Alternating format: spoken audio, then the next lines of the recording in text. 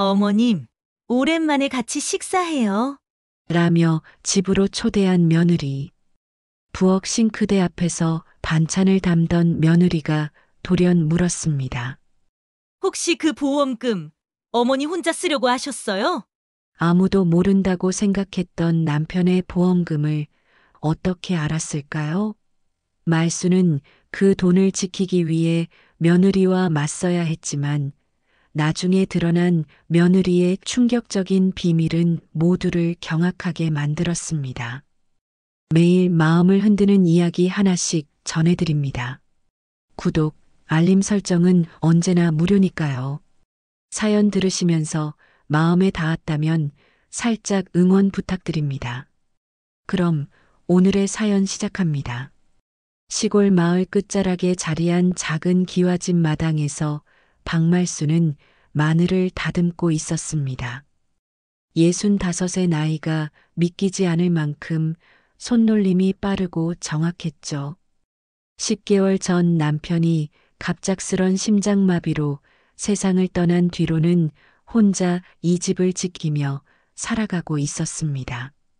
아침 일찍 일어나 마당을 쓸고 텃밭에 물을 주고 오후에는 이렇게 마늘이나 고추를 다듬으며 하루를 보내는 것이 일상이 되었죠. 전화벨이 울렸습니다. 화면에 뜬 이름은 외아들 김도준. 서울에서 대기업에 다니며 아내 이정희와 10살 된 아들과 함께 살고 있는 43살의 장남이었습니다. 어머니, 요즘 건강은 괜찮으세요? 수화기 너머로 들려오는 아들의 목소리는 늘 그렇듯 정중하면서도 어딘가 사무적이었습니다. 말수는 입가에 미소를 띠며 대답했죠. 응, 괜찮다. 너는 일은 잘 되고. 네, 뭐 그럭저럭요. 정희도 잘 있고 민수도 학원 다니느라 바빠요. 짧은 안부 인사가 오가고 전화는 금세 끊어졌습니다.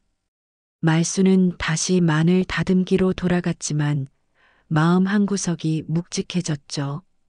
아들의 전화는 늘 의무감에서 비롯된 것처럼 느껴졌으니까요.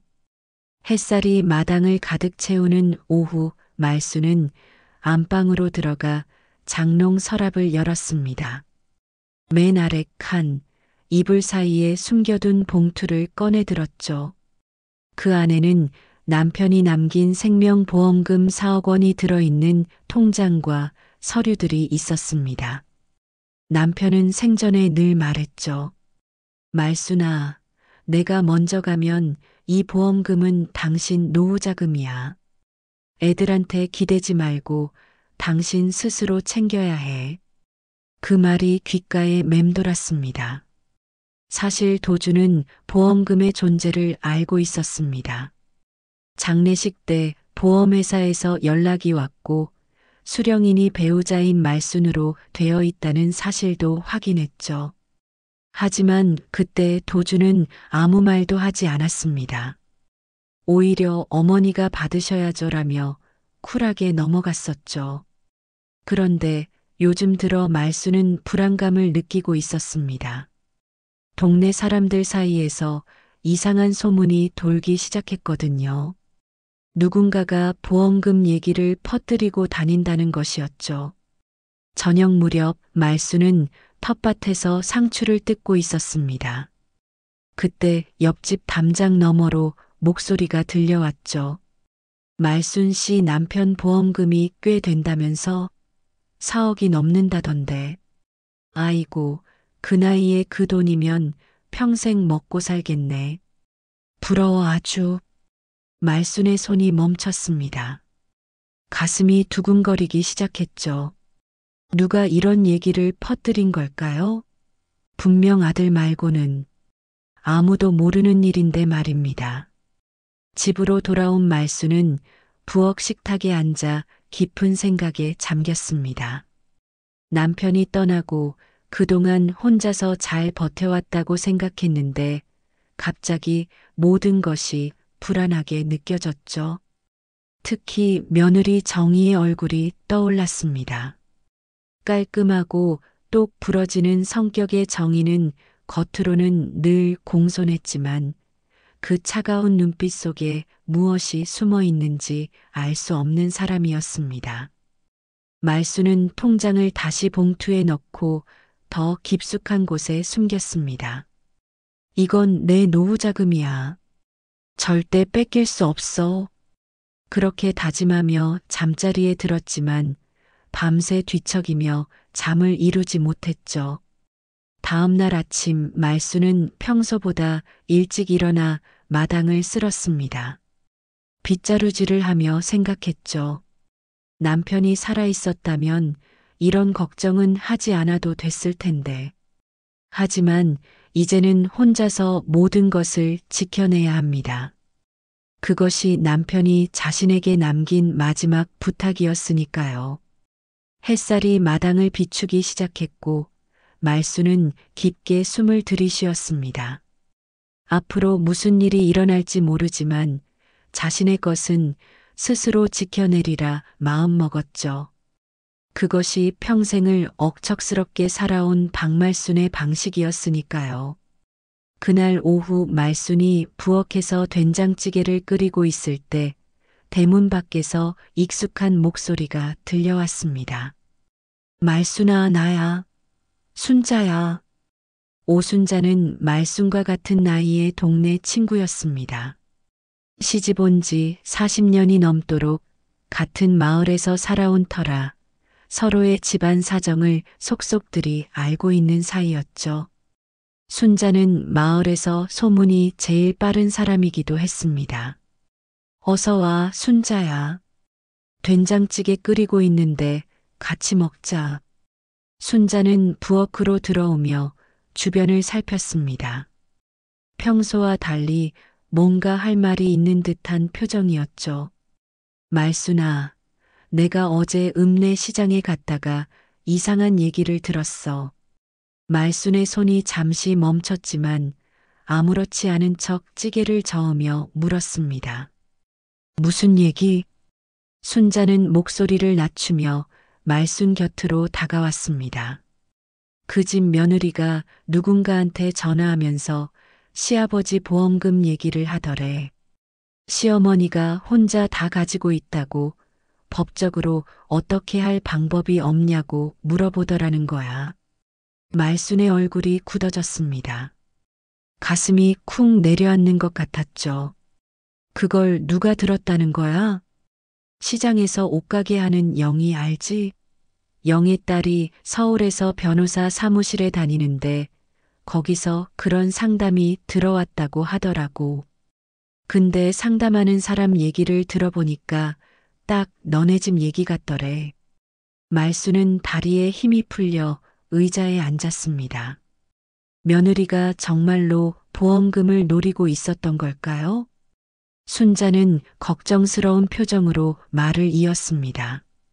그리고 도준이가 직장 동료들이랑 술 마시면서 어머니가 보험금을 혼자 관리한다고 푸념했다는 거야. 그 말이 돌고 돌아서 정이 귀에까지 들어간 모양이더라고. 말수는 믿을 수가 없었습니다. 장례식 때는 분명 어머니가 받아야 한다고 했으면서 순자야, 이 얘기 다른 사람한테는 하지 마. 당연하지. 근데 말수나 조심해야 할 것 같아. 요즘 며느리들이 무서워서 말이야. 순자가 돌아간 후 말수는 한참 동안 부엌에 앉아 있었습니다. 남편이 남긴 보험금은 단순한 돈이 아니었죠. 그것은 평생을 함께한 남편이 아내를 위해 마지막으로 준비한 선물과 같았습니다. 매달 보험료를 내면서도 이건 당신을 위한 거야라고 말하던 남편의 목소리가 귓가에 맴돌았습니다. 저녁이 되자 도준에게서 전화가 왔습니다. 어머니, 이번 주말에 애 엄마가 어머니 뵙고 싶다고 하는데요. 말순의 심장이 빠르게 뛰기 시작했습니다. 갑자기 왜? 그냥 오랜만에 인사도 드리고 식사도 대접하고 싶다고 하네요. 토요일 점심때 오시면 어때요? 평소라면 반가워했을 일이지만 순자의 얘기를 들은 후라 불안감이 앞섰습니다. 하지만 피할 수는 없는 일이었죠. 그래, 알았다. 전화를 끊고 나서 말수는 다시 장롱 앞으로 갔습니다. 통장이 든 봉투를 꺼내 한참을 바라봤죠. 4억 원. 서민인 자신에게는 평생 모아도 만질 수 없는 큰 돈이었습니다. 이 돈이면 남은 인생을 누구에게도 손 벌리지 않고 살 수 있을 것입니다. 하지만 며느리가 이 돈을 노린다면, 아들까지 며느리 편을 든다면, 말수는 봉투를 다시 깊숙이 숨기며 결심했습니다. 절대로 이 돈만큼은 지켜내겠다고. 그것이 남편의 유지를 지키는 일이라고 믿었습니다. 그날 밤 말수는 남편의 영정 앞에 앉았습니다. 여보, 당신이 떠나고 나니 세상이 이렇게 무서워요. 아들도 며느리도 다 믿을 수가 없네요. 하지만 걱정 마세요. 당신이 남긴 것 제가 꼭 지킬게요. 영정 속 남편은 여전히 온화한 미소를 짓고 있었습니다. 말수는 그 미소를 보며 힘을 얻었죠. 다음 날부터 말수는 마을 사람들과의 대화를 조심하기 시작했습니다. 보험금 얘기는 물론이고 집안 사정에 대해서도 입을 다물었죠. 하지만 이미 퍼진 소문은 주워 담을 수 없었습니다. 마을 여기저기서 수군거리는 소리가 들려왔고 그럴 때마다 말수는 못 들은 척 지나쳤습니다. 토요일이 다가올수록 불안감은 커져만 갔습니다. 며느리가 대체 무슨 말을 하려는 걸까요? 정말로 보험금을 달라고 할까요? 만약 그렇다면 어떻게 대답해야 할까요? 말수는 며칠 밤을 뜬 눈으로 지새우며 여러 가지 상황을 상상했습니다. 단호하게 거절할 수도 있고 일부를 주고 마무리할 수도 있을 것입니다. 하지만 어떤 선택을 하든 가족관계에 금이 갈 것은 분명했죠. 금요일 저녁 말수는 서울로 올라갈 준비를 했습니다.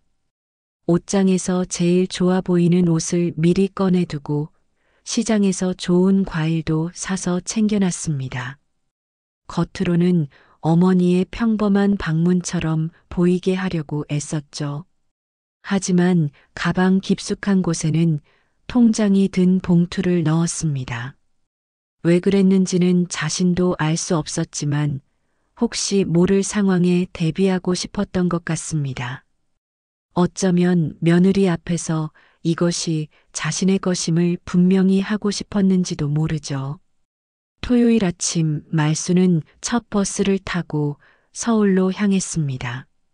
가방을 꼭 끌어안은 채 차창 밖을 바라보니 시골의 논밭이 점점 멀어지고 도시의 높은 건물들이 나타나기 시작했죠. 서울에 올 때마다 느끼는 거리감과 불편함이 오늘은 유독 더 크게 느껴졌습니다. 도준의 아파트는 영등포의 한 대단지에 있었습니다. 33평 아파트지만 시세가 15억이 넘는다는 얘기를 들었을 때 말수는 놀라움을 감출 수 없었죠. 아들이 그만큼 성공했다는 자부심과 함께 그런 집에 살면서도 어머니의 보험금을 탐낸다는 사실에 씁쓸함을 느꼈습니다. 아파트 현관 앞에 도착한 말수는 잠시 숨을 고르고 초인종을 눌렀습니다. 어머님 오셨어요? 어서 들어오세요. 정희가 문을 열며 환한 미소를 지었습니다. 흰색 블라우스에 검은색 슬랙스를 입은 정희는 여전히 단정하고 깔끔한 모습이었죠. 40살이라고는 믿기지 않을 만큼 젊어 보였습니다. 어머니, 뭘 이런 걸 사오셨어요? 무거우시죠? 제가 들어드릴게요. 정희는 자연스럽게 말순의 가방을 받으려 했지만 말순은 가방을 더 꽉 쥐었습니다. 괜찮아. 과일 조금 들어있을 뿐이야. 거실로 들어서자 도준이 소파에서 일어나 인사했습니다. 어머니 오셨어요. 편히 앉으세요. 거실 한쪽에서는 손자 민수가 태블릿을 보며 게임을 하고 있었습니다. 말순이 다가가자 겨우 고개만 들어 인사했죠. 할머니 안녕하세요. 그래, 민수야. 공부는 잘하고 있니? 네. 짧은 대답 후 민수는 다시 게임에 빠져들었습니다. 정의가 나무라는 듯 말했죠. 민수야, 할머니 오셨는데 게임 그만하고 와서 인사 제대로 해. 괜찮아. 애 하는 거 놔둬. 말수는 소파에 앉아 차를 마시며 주변을 둘러봤습니다. 거실 한쪽 벽에는 대형 TV가 걸려 있었고 고급스러운 가구들이 배치되어 있었죠. 이 모든 것이 아들 도준의 월급과 정의의 살림솜씨로 이뤄낸 것이라는 게 대견하면서도 서글펐습니다. 어머님, 점심 준비하고 있었어요. 어머님 좋아하시는 갈비찜 했는데 조금만 기다려주세요. 정희가 부엌으로 들어가자 도준이 말순 옆으로 와 앉았습니다. 어머니, 요즘 건강은 정말 괜찮으세요? 혼자 계시니까 걱정되네요. 괜찮다니까. 시골이 오히려 공기도 좋고 편해. 모자의 대화는 어색하게 이어졌습니다. 평소와 달리 도준이 자꾸 말순의 눈치를 보는 것 같았죠. 무언가 할 말이 있는 듯 하면서도 꺼내지 못하는 모습이었습니다. 어머님, 식사 준비됐어요. 오세요. 정희의 부름에 모두 식탁으로 이동했습니다. 상에는 갈비찜을 비롯해 여러 가지 반찬이 정갈하게 차려져 있었죠. 정희의 요리 솜씨는 인정할 수밖에 없었습니다. 식사를 하던 중 정희가 물 한 잔을 따르며 조심스럽게 입을 열었습니다. 어머님, 제가 오늘 어머님 모신 건 다름이 아니라 드릴 말씀이 있어서예요. 말순의 젓가락이 멈췄습니다. 드디어 본론이 나오는구나 싶었죠. 무슨 말인데? 정희는 도준을 한번 바라본 후 말을 이었습니다. 아버님 돌아가신 후에 어머님이 많이 힘드셨을 거예요. 저희도 자주 찾아뵙지 못해서 죄송하고요. 그런데 어머님 혼자 그 큰 집에 계시는 것도 불안하고 또 경제적인 부분도 걱정이 되더라고요. 경제적인 부분이라니?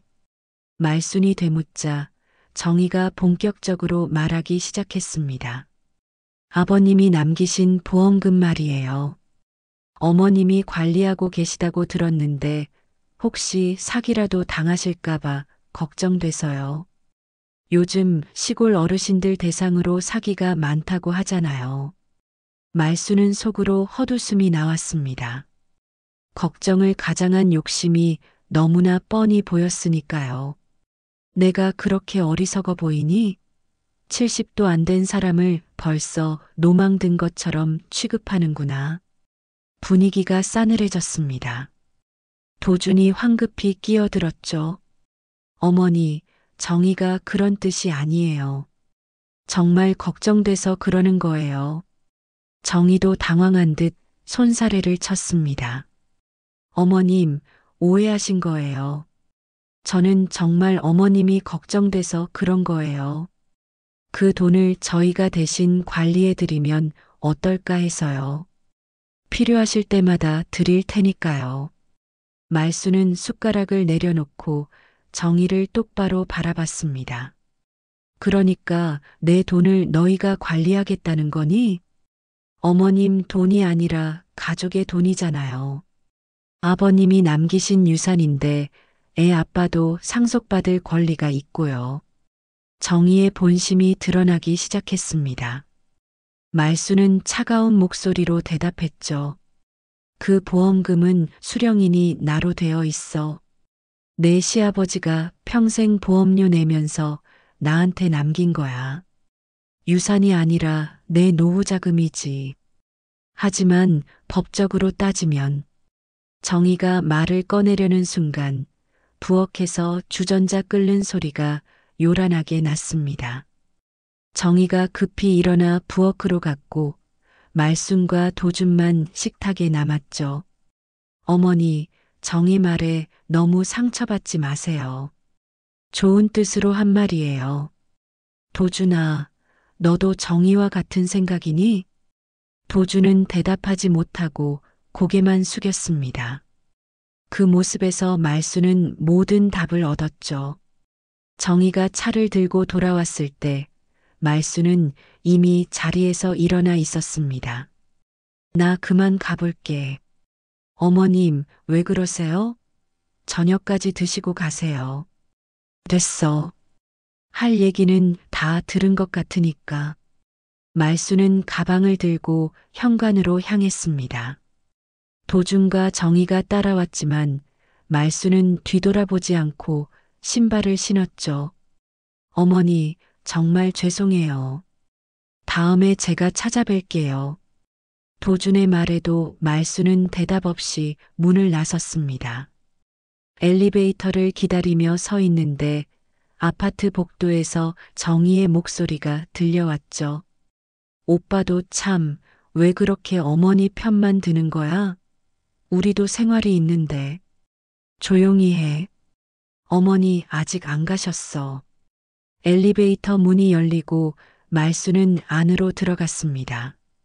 내려가는 동안 가방 속 봉투가 더욱 무겁게 느껴졌죠.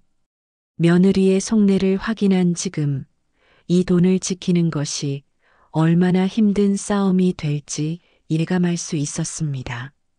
아파트를 나와 버스 정류장으로 걸어가는 길 말수는 문득 남편이 그리워졌습니다. 살아있었다면 이런 일은 없었을 텐데.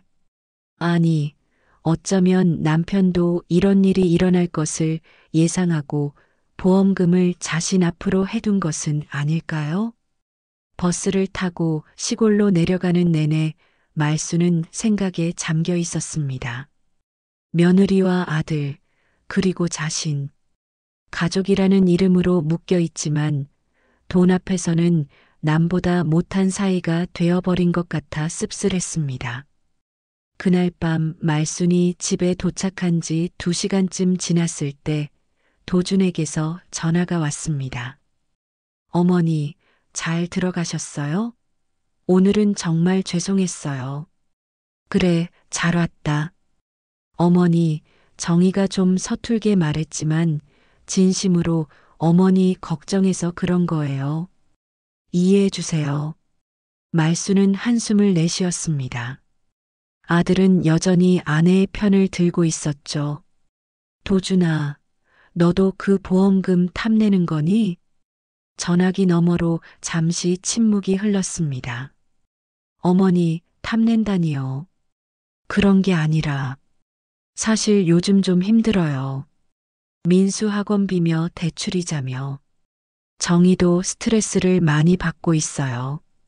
그래서 말인데요, 어머니. 보험금 중에서 조금만이라도 저희한테 주실 수 없을까요? 1억만이라도 주시면 대출금 좀 갚고 숨통이 트일 것 같은데. 말수는 기가 막혔습니다. 결국 아들도 돈을 달라는 것이었죠. 도준아, 그 돈은 내 아버지가 나 먹고 살라고 남긴 거야. 내가 아직 10년, 20년은 더 살아야 하는데 그 돈 없으면 어떻게 사니?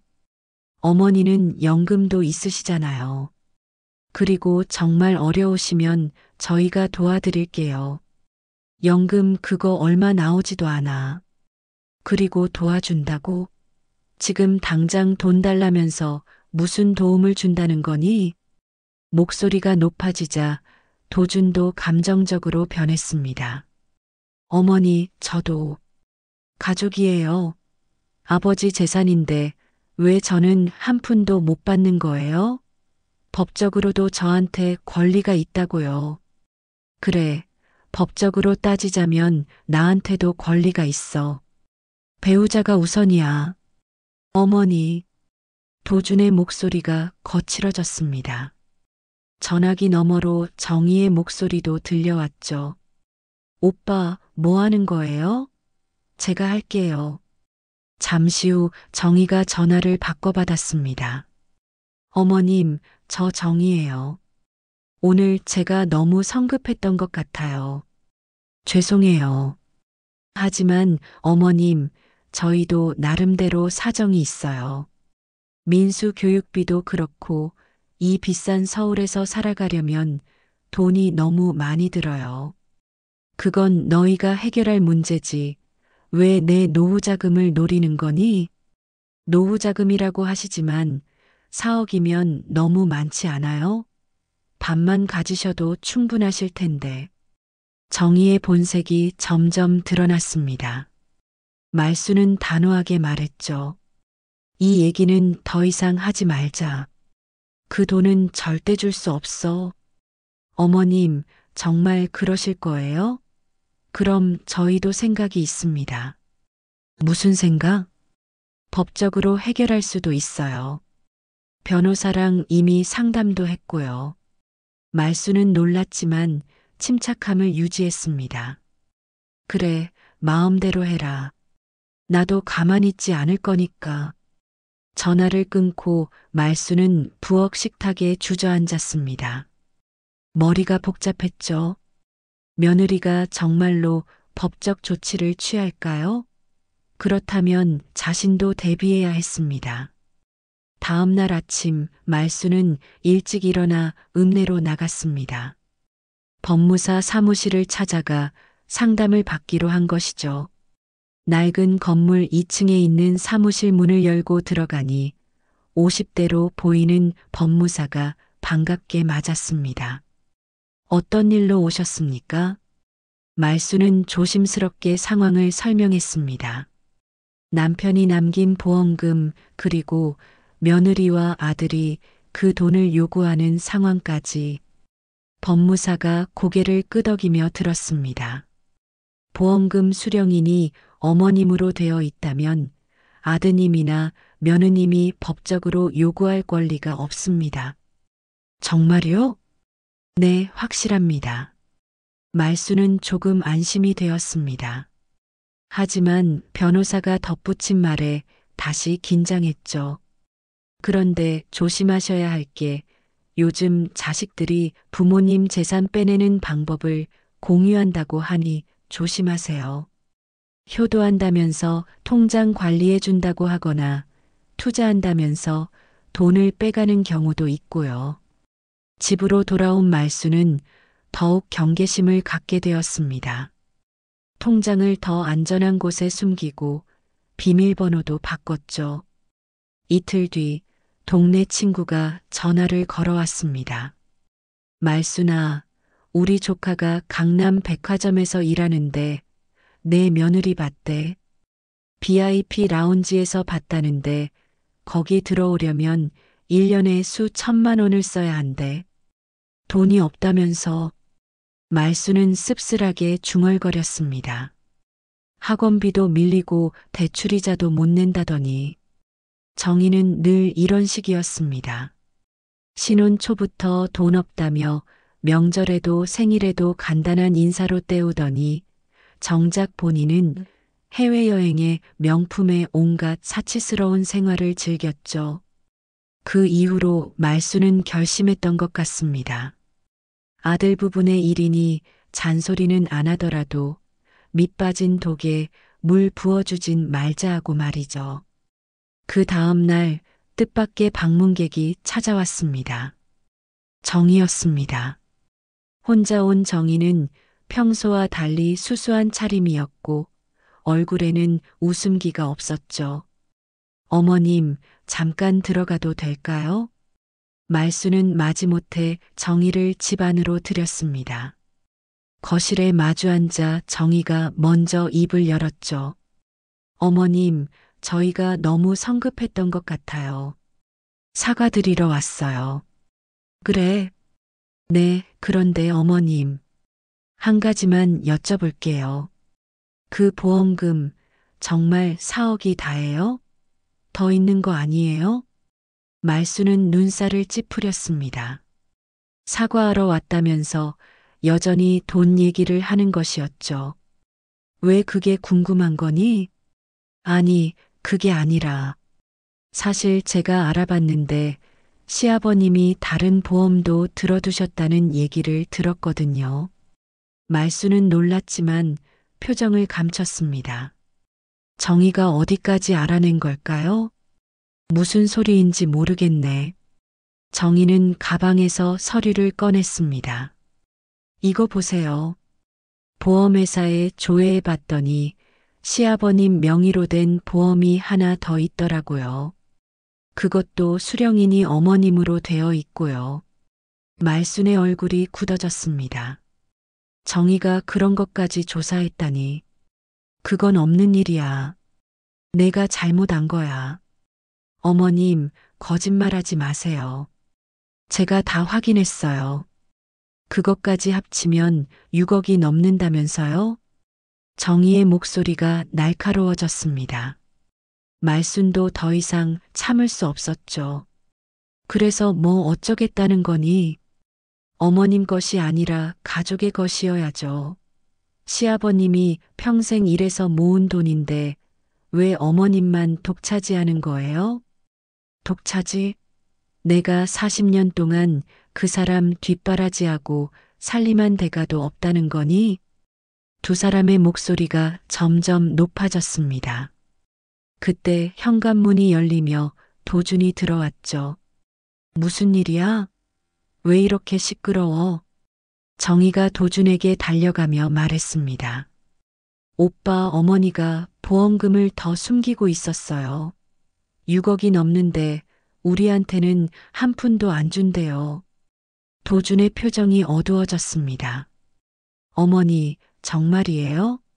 말수는 아들의 실망한 표정을 보며 가슴이 아팠지만 물러설 수 없었습니다. 그래, 맞아.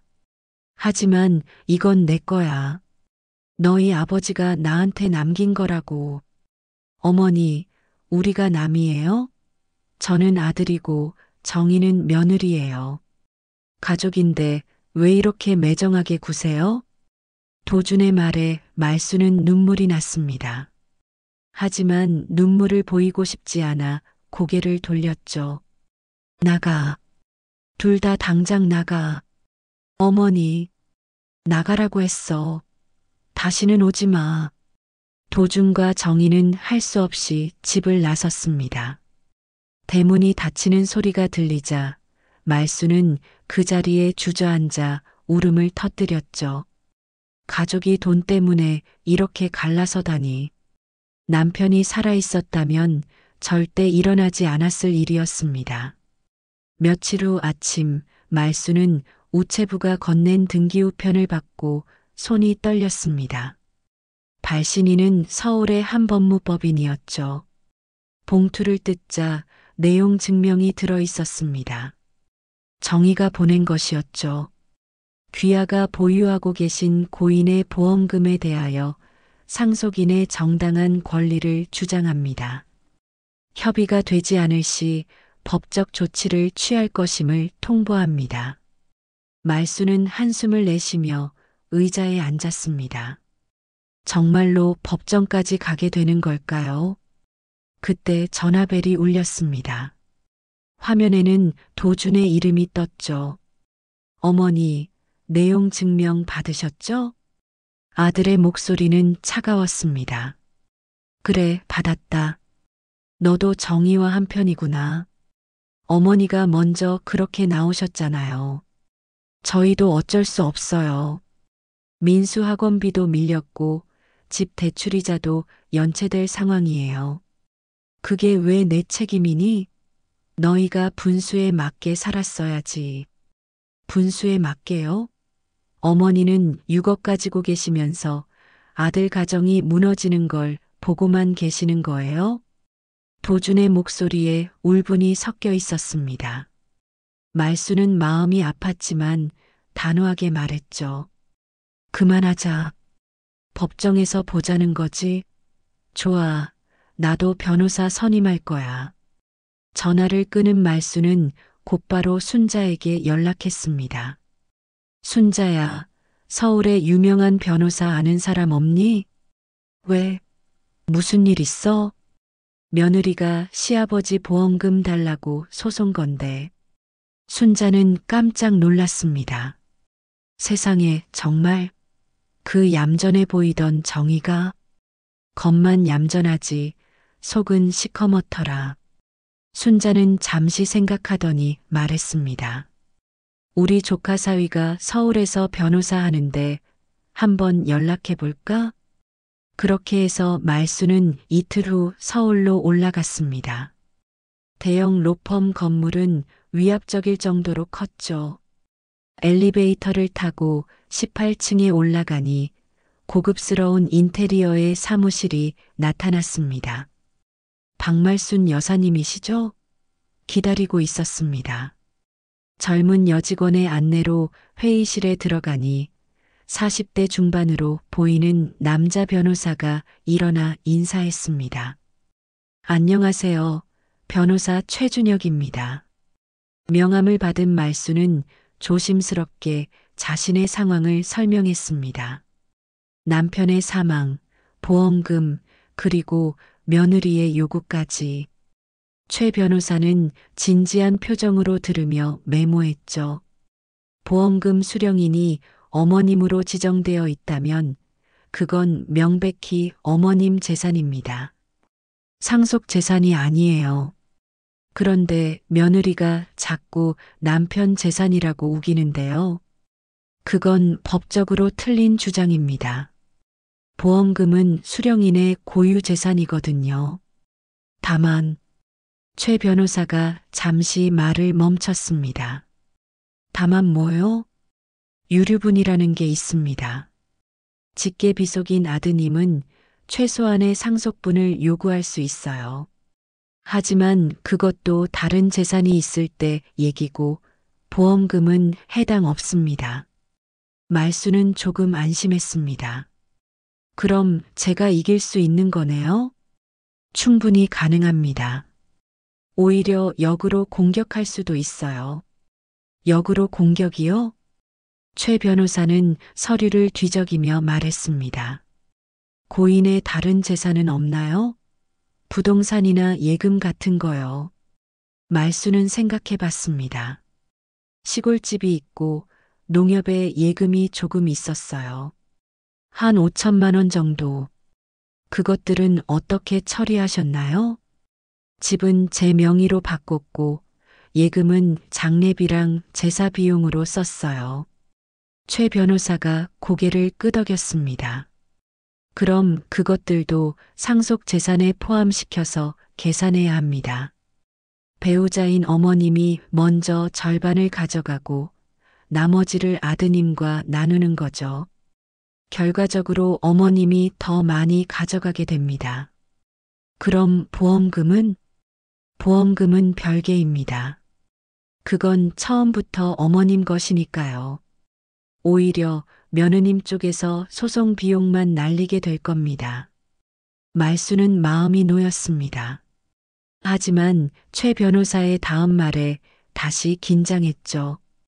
그런데 어머님, 한 가지 조심하셔야 할 게 있습니다. 뭐요?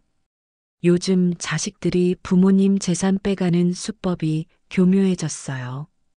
특히 노인 학대나 방임 같은 걸로 몰아가는 경우도 있고요. 노인 학대요? 네, 부모님이 치매가 있다거나 판단력이 떨어진다고 주장하면서 후견인 신청을 하는 거죠. 그럼 재산 관리 권한이 자식에게 넘어갑니다. 말수는 소름이 돋았습니다. 정이라면 충분히 그럴 수도 있을 것 같았거든요. 로펌을 나온 말수는 곧바로 은행으로 향했습니다. 통장을 안정금고에 넣어두기로 한 것이죠. 혹시 모를 상황에 대비해서 현금 일부도 찾아서 따로 보관하기로 했습니다. 집으로 돌아오니 저녁이 되었습니다. 현관문을 열고 들어가려는데 마당에 낯선 사람이 서 있었죠. 정장을 입은 30대 남자였습니다. 박말순 여사님이신가요? 누구세요? 법원에서 나왔습니다. 서류 전달하러 왔어요. 남자가 건넨 서류를 보니 소장이었습니다. 정희와 도준이 정식으로 소송을 제기한 것이었죠. 상속 재산분할 청구 소송이라는 제목이 선명하게 보였습니다. 그날 밤 말수는 잠을 이룰 수 없었습니다. 아들과 며느리를 법정에서 만나야 한다니 가족이 원수가 되는 순간이었죠. 남편의 영정을 바라보며 말수는 혼잣말을 했습니다.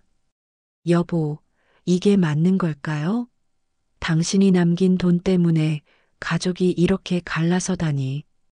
다음 날 순자가 찾아왔습니다.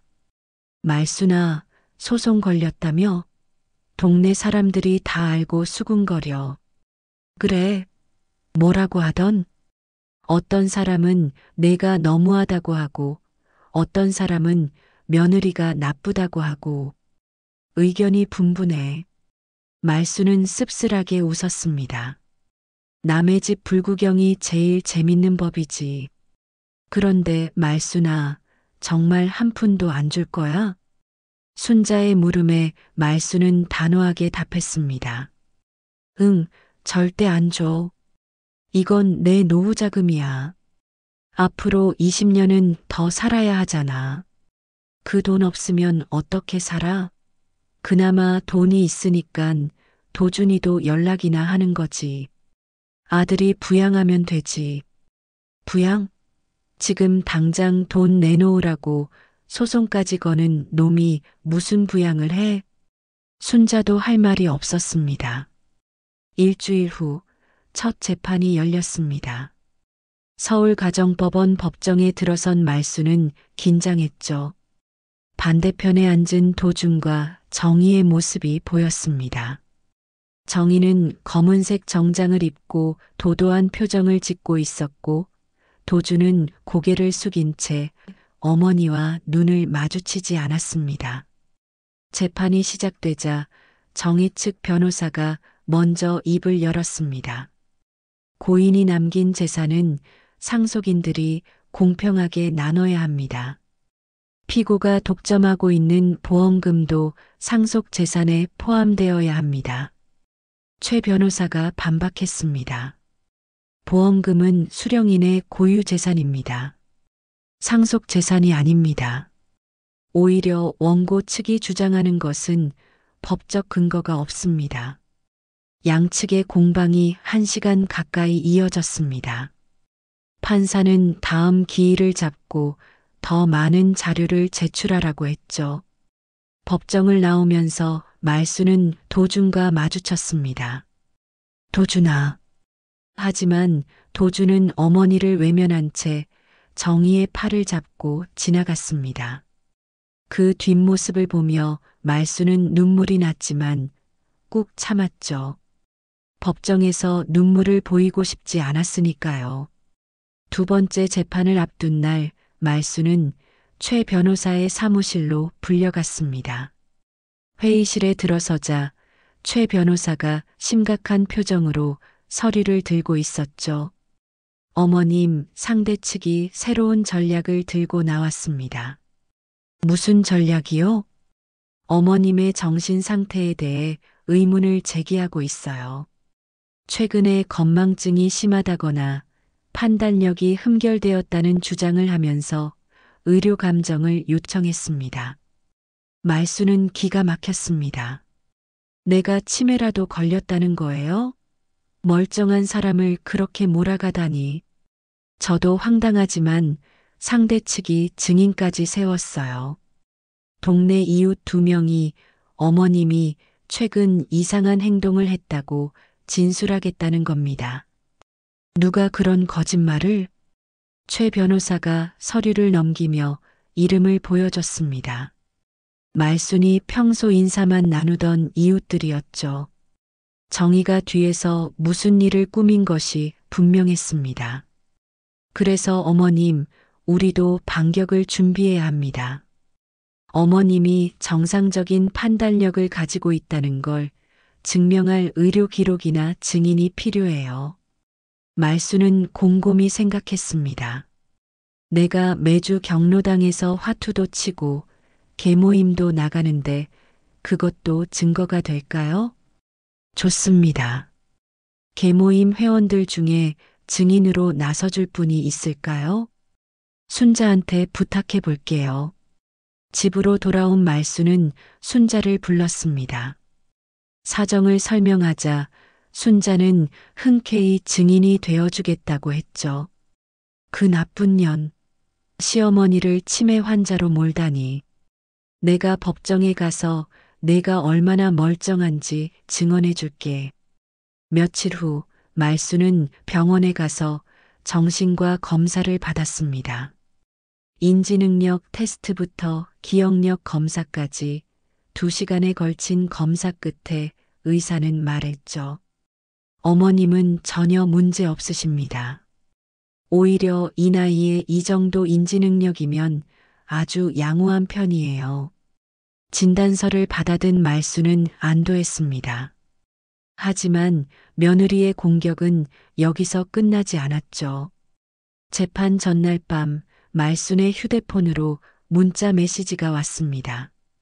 도준이었습니다. 어머니, 내일 재판 전에 잠깐 만날 수 있을까요?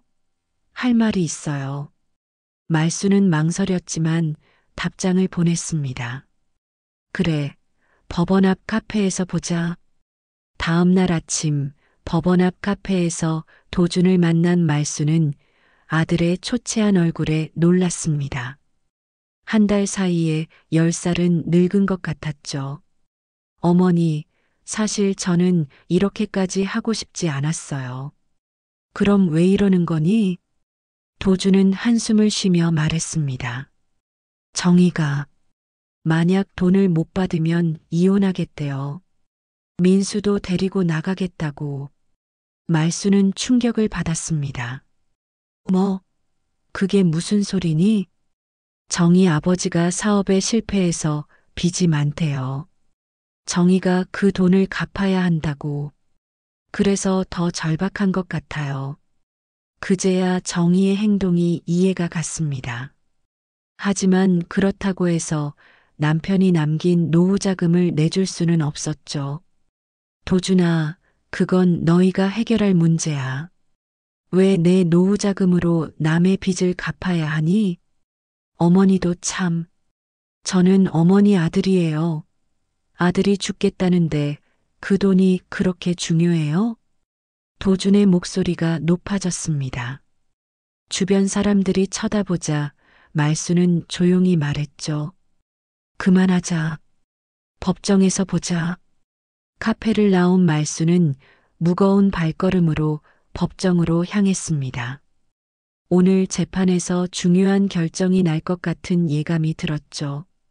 법정에 들어서자 정희가 증인석에 앉아 있었습니다. 정희 측 변호사가 질문을 시작했죠. 증인은 시어머님과 함께 생활하면서 어떤 점을 느꼈습니까? 정희가 대답했습니다. 시어머님이 자주 깜빡하시고 돈을 숨겨놓고는 찾지 못하셔서 저희를 의심하시곤 했어요. 그리고 감정 기복이 심하셔서 갑자기 화를 내시기도 했고요. 말수는 억울했습니다. 모두 거짓말이었으니까요. 최 변호사가 반대 신문을 시작했죠. 증인, 그런 일이 있었다는 증거가 있습니까? 제가 직접 겪은 일인데 무슨 증거가 필요한가요? 그럼 증인이 시어머님의 돈을 노리고 있다는 것도 증거가 없어도 되는 건가요? 정희의 얼굴이 붉어졌습니다. 그건 다른 문제잖아요. 아닙니다. 같은 문제입니다. 증인은 시아버지의 빚 때문에 급하게 돈이 필요한 상황 아닙니까? 법정이 술렁였습니다. 정희는 당황한 표정을 지었죠. 그게 이 사건과 무슨 관련이?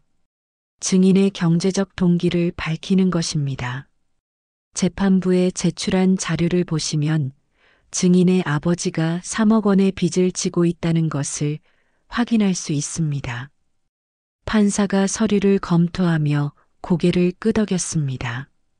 정희 측 변호사가 이의를 제기했지만 받아들여지지 않았죠.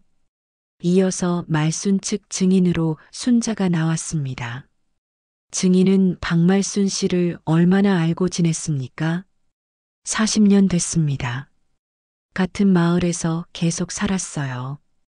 박말순 씨의 정신 상태는 어떻습니까? 아주 멀쩡하십니다.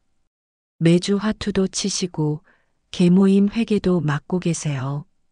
돈 계산 한 푼도 안 틀리십니다. 순자의 증언은 명확했습니다. 그리고 말순이 제출한 병원 진단서도 증거로 채택되었죠.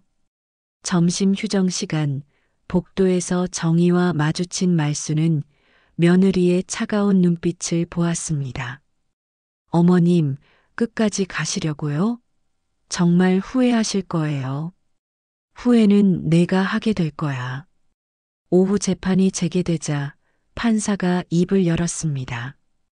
양측의 주장을 모두 들었습니다. 먼저 피고 박말순 씨의 정신 상태에 대한 원고 측 주장은 근거가 부족합니다. 의료 진단서와 증인 진술을 종합해 볼 때 피고는 정상적인 판단 능력을 가지고 있습니다. 정희의 얼굴이 어두워졌습니다. 판사가 말을 이었죠. 다음으로 보험금 문제입니다. 생명보험금은 수령인의 고유재산으로 상속재산에 포함되지 않습니다. 따라서 원고의 청구는 이 부분에서 기각됩니다. 말순은 안도의 한숨을 쉬었습니다. 하지만 판사의 말은 계속되었죠. 다만 고인의 부동산과 예금에 대해서는 상속재산으로 봐야 합니다. 이 부분은 법정 상속분대로 분할하도록 판결합니다. 최종 판결은 말순의 승리였지만 완전한 승리는 아니었습니다. 시골집의 일부와 예금 일부를 도준에게 줘야 했으니까요. 법정을 나오면서 최 변호사가 말했습니다. 어머님 잘 됐습니다. 보험금은 완전히 지켜냈으니까요. 하지만 말순의 마음은 무거웠습니다. 돈은 지켰지만 아들을 잃은 것 같았으니까요. 밖에서 기다리고 있던 정희가 독한 표정으로 말했습니다. 어머님, 이게 끝이 아니에요. 항소할 거예요. 마음대로 해라. 말순은 정희를 지나쳐 걸어갔습니다. 그때 도준이 따라왔죠. 어머니. 말순이 돌아보자 도준의 눈에 눈물이 고여 있었습니다. 어머니, 정말 이렇게 끝낼 거예요? 저는 어머니 아들이에요. 아들? 어머니 돈을 빼앗으려고 소송까지 건 게 아들이니? 그건 정의가. 그만해. 내가 선택한 길이야. 이제 각자 살아가자. 말순은 돌아서서 걸어갔습니다. 뒤에서 도준이 부르는 소리가 들렸지만 뒤돌아보지 않았죠. 시골집으로 내려가는 버스 안에서 말순은 창밖을 바라봤습니다. 이긴 것 같으면서도 진 것 같은 이상한 기분이었죠. 돈은 지켰지만 가족은 잃었으니까요. 판결이 나온 지 보름이 지났습니다. 말순은 시골집에서 평소처럼 생활하려 애썼지만 마음 한구석이 계속 무거웠죠. 아들에게서는 연락이 끊겼고 동네 사람들의 시선도 예전 같지 않았습니다. 그러던 어느 날 오후 최 변호사에게서 전화가 왔습니다. 어머님, 상대 측이 항소를 포기했습니다. 정말요? 왜 갑자기? 정확한 이유는 모르겠지만 아마 승산이 없다고 판단한 것 같습니다. 그리고 어머님, 한 가지 더 알려드릴 게 있는데요. 뭔데요? 상대 측 변호사를 통해 들은 얘긴데 며느님의 아버지가 파산 신청을 했답니다. 빚을 갚을 능력이 없어서요. 말수는 복잡한 심정이 들었습니다. 정희가 그토록 절박했던 이유를 이제야 완전히 이해할 수 있었죠. 전화를 끊고 나서 말수는 한참을 생각에 잠겼습니다. 그때 대문 밖에서 누군가 부르는 소리가 들렸습니다. 어머님, 저예요. 도준이에요. 말순이 나가보니 도준이 초췌한 모습으로 서 있었습니다. 혼자였죠. 정희는 집에 있어요. 제가 혼자 왔어요. 말수는 망설이다가 아들을 집 안으로 들였습니다. 거실에 앉은 도준은 고개를 숙인 채 말했죠. 어머니, 죄송해요. 제가 정말 못난 아들이었어요. 이제 와서 무슨 소용이니? 정희와 이혼하기로 했어요. 말수는 놀랐습니다. 뭐, 왜 갑자기? 도준은 한숨을 쉬며 이야기를 시작했습니다.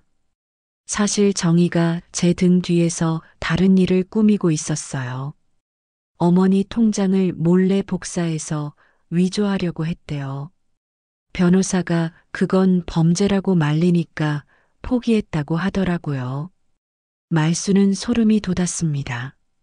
며느리가 그 정도까지 생각했다니.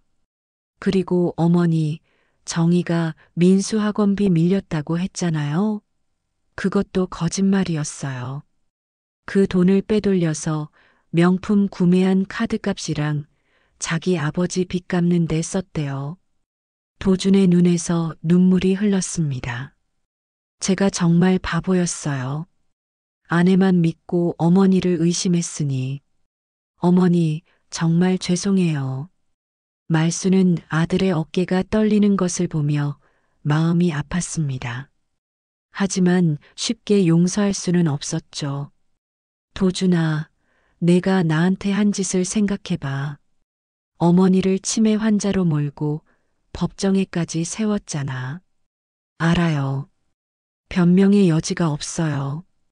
하지만 어머니, 전 정말 어머니가 필요해요.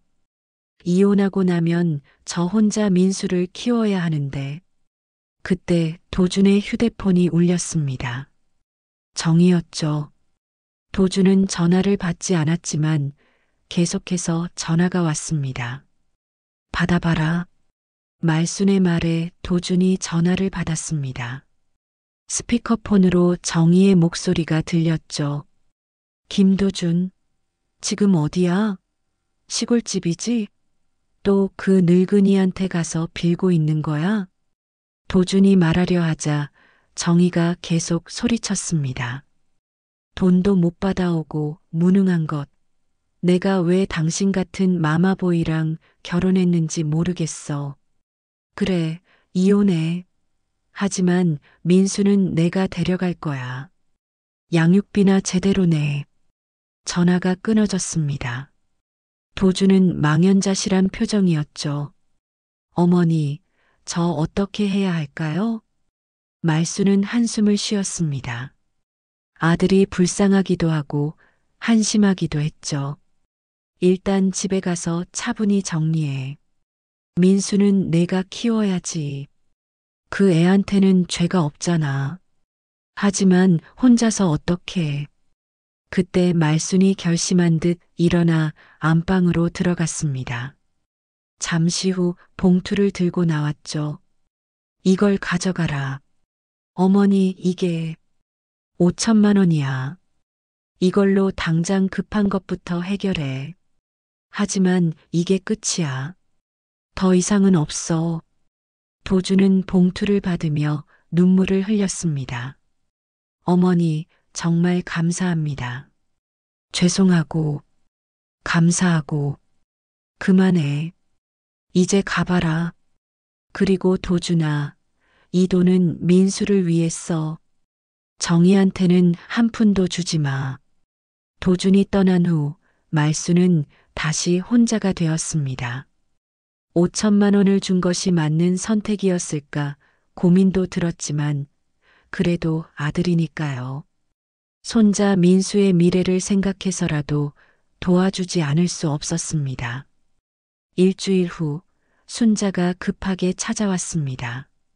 말순아, 큰일 났어. 정희가 동네방네 소문을 퍼뜨리고 다닌대. 무슨 소문?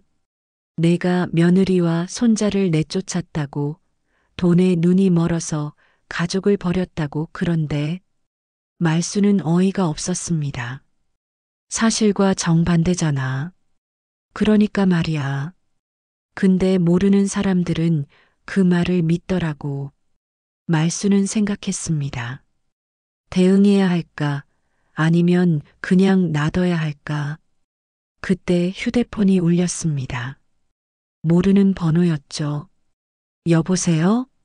사돈. 잘 지내셨어요? 저 정희 아버지입니다. 말수는 놀랐습니다. 정희의 아버지라니. 무슨 일이십니까? 죄송합니다. 제 딸이 어머님께 큰 실례를 했다고 들었습니다. 제가 사업에 실패해서 딸에게 짐을 지웠습니다. 딸이 그 압박감에 제정신이 아니었던 것 같아요. 정말 죄송합니다. 정희 아버지의 목소리에는 진심이 담겨 있었습니다. 그리고 사돈, 한 가지 사실대로 알려드릴 게 있습니다. 정희가 민수를 데리고 제주도로 떠났습니다. 새로 사귄 남자가 있대요. 뭐라고요? 도준이는 모르는 것 같던데. 어머님이 잘 전해주세요. 그리고 정말 죄송합니다. 전화가 끊어진 후 말수는 충격에 빠졌습니다. 정희가 다른 남자를 만나고 있었다니. 그것도 소송을 진행하면서 말이죠. 말수는 즉시 도준에게 전화했습니다. 도준아, 지금 당장 집에 가봐라.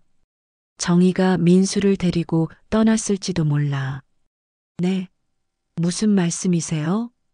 설명할 시간 없어. 빨리 가봐. 1시간 후 도준에게서 전화가 왔습니다. 울먹이는 목소리였죠. 어머니, 정희가 민수를 데리고 떠났어요. 편지만 남기고 다른 남자가 있었대요. 말수는 아들을 위로할 말을 찾을 수 없었습니다. 민수는 꼭 찾아야 해. 경찰에 신고해. 네, 그럴게요. 어머니. 뭐? 제가 정말 바보였어요. 어머니 말씀이 다 맞았어요. 그날 밤 말수는 남편의 영정 앞에 앉았습니다. 여보, 이제 좀 정리가 되는 것 같아요. 정의의 본색이 드러났고 도준도 정신을 차렸으니까요. 하지만 마음 한구석은 여전히 무거웠습니다. 손자 민수가 걱정되었고 아들 도준의 앞날도 막막해 보였으니까요. 다음 날 최 변호사에게서 연락이 왔습니다. 어머님, 며느님이 아이를 데리고 무단으로 떠났다면 도준 씨가 친권과 양육권을 주장할 수 있습니다. 제가 도와드릴까요? 네, 부탁드려요. 민수는 꼭 찾아야 해요. 일주일 후 경찰을 통해 정희와 민수의 행방이 확인되었습니다. 제주도의 한 펜션에 머물고 있었죠. 도준이 경찰과 함께 제주도로 내려갔고 민수를 데려올 수 있었습니다. 민수를 데리고 온 도준이 말순을 찾아왔습니다. 어머니, 민수가 할머니 보고 싶다고 해요. 민수가 말순에게 달려왔습니다. 할머니, 보고 싶었어요. 말순은 손자를 꼭 안았습니다. 그동안의 모든 앙금이 녹아내리는 것 같았죠. 그래, 우리 민수. 이제 할머니가 지켜줄게. 민수를 되찾은 지 1달이 지났습니다.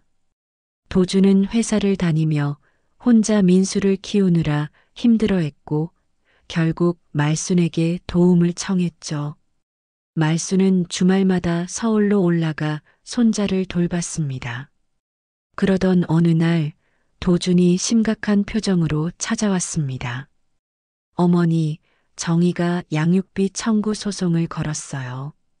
뭐, 제 발로 나간 주제에 불륜이 아니라 성격 차이로 이혼했다고 주장하면서 민수 양육비를 달라는 거예요. 한 달에 200만 원씩. 말수는 기가 막혔습니다. 정의의 뻔뻔함에 한계가 없는 것 같았죠. 그 여자가 끝까지 괴롭히는구나. 어머니, 제가 변호사비도 없고 이번에도 도와주실 수 있을까요? 말수는 한숨을 쉬었습니다. 또 돈 얘기였죠. 하지만 민수를 생각하면 도와주지 않을 수 없었습니다. 최 변호사한테 연락해 볼게. 최 변호사 사무실에서 상담을 받은 결과는 예상외였습니다. 정혜 씨가 민수를 버리고 간 것, 그리고 다른 남자와 동거 중인 것이 확인되면 오히려 정혜 씨가 위자료를 물어야 할 수도 있습니다. 정말요? 네, 증거만 확실하다면요. 그런데 어머님, 한 가지 제안이 있습니다. 최 변호사는 서류를 꺼내며 말했습니다. 이번 기회에 모든 것을 끝내는 게 어떨까요? 정혜 씨와의 법적 관계를 완전히 정리하고 민수의 친권과 양육권을 도준 씨에게 확실히 하는 겁니다. 말수는 고개를 끄덕였습니다. 그렇게 해주세요. 비용은 제가 댈게요. 집으로 돌아온 말수는 통장을 다시 확인했습니다. 보험금에서 이미 5천만 원을 도준에게 줬고 변호사 비용으로 또 돈이 나갈 예정이었죠. 하지만 후회는 없었습니다. 가족을 지키는 데 쓰는 돈이니까요. 며칠 후 정희 측에서 연락이 왔습니다. 직접 만나자는 것이었죠. 말수는 도준과 함께 약속 장소인 카페로 갔습니다. 정희는 전과 달리 초췌한 모습이었습니다. 명품 백 대신 낡은 가방을 들고 있었고 화장기 없는 얼굴은 피곤해 보였죠. 어머님, 도준 오빠, 이렇게 나와줘서 고마워요. 정희의 태도가 180도 달라져 있었습니다. 할 말이 뭐니? 말순이 차갑게 묻자 정희는 고개를 숙였습니다. 사실 제가 제주도에서 만난 남자에게 사기를 당했어요. 제가 가진 돈을 다 빼앗기고 버림받았어요. 도준이 콧웃음을 쳤습니다. 그래서 민수를 다시 키우고 싶어요. 제가 엄마잖아요. 말순이 단호하게 말했습니다. 민수는 이제 우리가 키운다. 내가 버린 아이야. 어머님, 한 번만 용서해 주세요. 제가 정신이 나갔었어요. 아버지 빚 때문에 미쳐 있었다고요. 정희가 눈물을 흘렸지만 말순의 마음은 움직이지 않았습니다. 정희야, 넌 민수를 버리고 다른 남자를 따라갔어. 그것도 소송을 하면서 뒤에서 바람을 피운 거잖아. 이제 와서 무슨 염치로 민수를 달라고 하니? 제가 잘못했어요. 정말 잘못했어요. 하지만 민수는 제 아이예요. 그때 도준이 입을 열었습니다. 정희야, 민수가 뭐라고 했는지 알아? 엄마는 자기를 버렸으니까 이제 엄마가 아니래. 정희의 얼굴이 창백해졌습니다. 그건 애가 어려서 그런 거야. 아니야. 민수는 다 알아. 내가 다른 남자 따라간 것도 자기를 버린 것도. 정희는 더 이상 말을 잇지 못했습니다. 잠시 침묵이 흐른 후 정희가 다시 입을 열었죠. 그럼 합의를 하죠. 무슨 합의? 제가 친권과 양육권을 완전히 포기할게요. 대신 뭐? 위자료 좀 주세요. 저도 살아야 하잖아요. 말수는 정의의 뻔뻔함에 또 한 번 놀랐습니다. 하지만 이것으로 완전히 끝낼 수 있다면 얼마를 원하니? 5천만 원이요. 도준이 화를 냈습니다. 뭐, 내가 한 짓을 생각하면 말순이 도준을 말렸습니다. 잠깐, 도준아. 말순은 정의를 똑바로 바라봤습니다. 2천만 원. 그 대신 민수에 대한 모든 권리를 포기하고 다시는 우리 가족 앞에 나타나지 마. 합의서도 작성하고. 정의는 망설이다가 고개를 끄덕였습니다. 알겠어요. 일주일 후 최 변호사 사무실에서 합의서 작성이 이루어졌습니다. 정의는 민수에 대한 모든 권리를 포기했고 말수는 2천만 원을 지불했죠.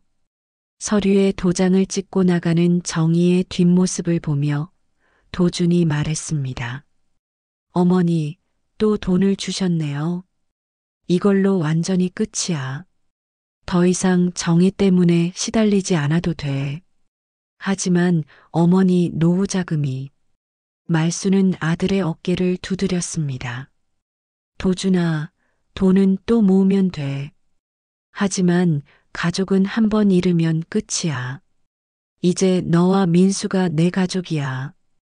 그날 저녁 말순의 시골집에 도준과 민수가 함께 왔습니다. 오랜만에 가족이 모여 저녁을 먹었죠. 할머니, 이제 우리 여기서 같이 살면 안 돼요? 민수의 말에 도준이 당황했습니다. 민수야, 아빠는 회사 다녀야 해서. 괜찮아.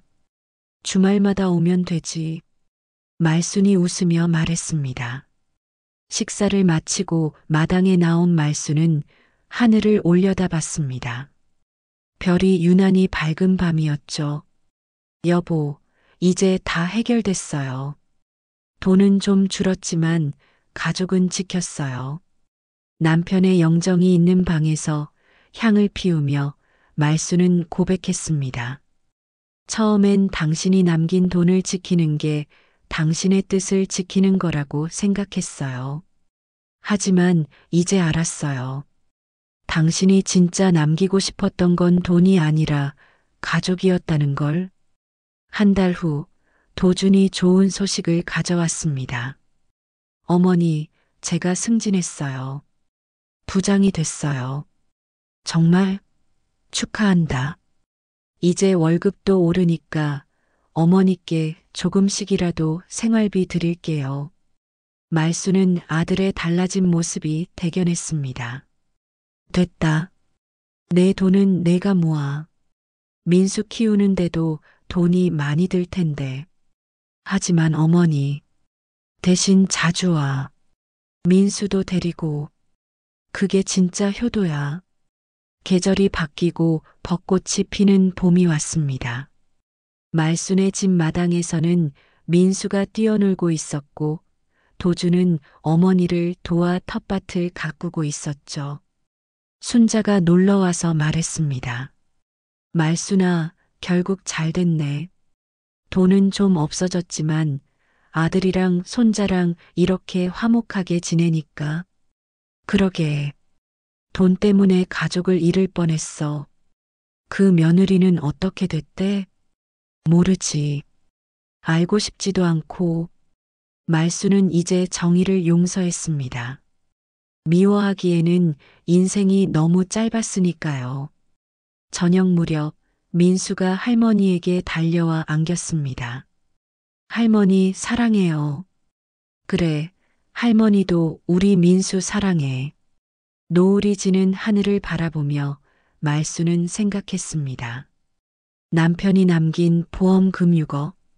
그중 일부는 가족을 지키는 데 썼고 나머지는 자신의 노후를 위해 남았죠. 돈도 중요하지만 가족이 더 중요하다는 것을 이 길고 힘든 싸움을 통해 배웠습니다. 그리고 진짜 승리는 돈을 지키는 게 아니라 가족을 지키는 것임을 깨달았죠. 바람이 불어와 마당의 벚꽃잎이 흩날렸습니다. 말수는 민수의 손을 잡고 집 안으로 들어갔고 도준이 따뜻한 차를 준비했죠. 평범하지만 소중한 일상. 그것이 남편이 진정으로 남기고 싶었던 유산이었을 겁니다. 돈은 수단일 뿐 목적은 가족의 행복이었으니까요. 말수는 이제 마음의 평화를 찾았습니다. 남은 보험금으로 여생을 편안히 보내며 아들과 손자와 함께하는 시간을 소중히 여기며 살아가리라 다짐했죠. 말순이 남편의 보험금을 지키려다 아들 도준과 며느리 정희의 탐욕을 마주했지만 결국 돈보다 가족이 중요함을 깨달았습니다. 진정한 유산은 재산이 아닌 가족의 행복이었죠.